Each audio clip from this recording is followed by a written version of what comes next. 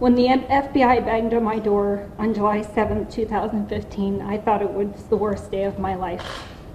I had no idea that the nightmare was just beginning. Like the rest of America, I was shocked to learn what I learned in the weeks and months to follow. First, let me say to the victims of my ex-husband, you are never far from my thoughts and prayers. I can only imagine what you are going through. A mother's most basic instinct is to protect her children, and this is one of the worst horrific crimes. I know the healing process is lifelong. Finding out that your husband and the father of your children is a child predator, and knowing that his job involves him visiting schools on a regular basis is devastating. Finding out that Subway did not act upon at least one complaint while continuing to utilize Jared as their spokesperson and facilitate his visits to those hundreds of schools is beyond comprehension. I filed this lawsuit today because I have questions that someday my children will ask me, and that I imagine the families of the 14 victims are asking. Questions to which I have no other way to get answers.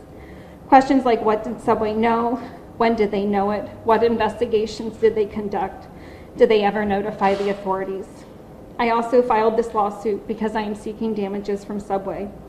As the complaint alleges, there have been news reports that Subway received at least one complaint of Jared's sexual interest in children.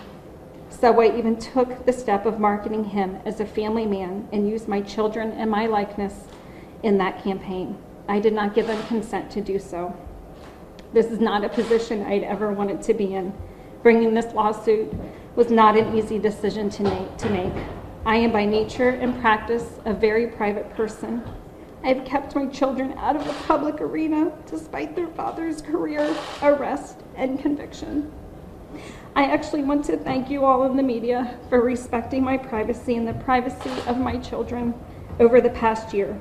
I recognize that filing this lawsuit is taking a step into the public arena. However, I choose to make this statement today rather than risk the media presence at my home and in my neighborhood. I ask that you please continue to respect my privacy and the privacy of my children.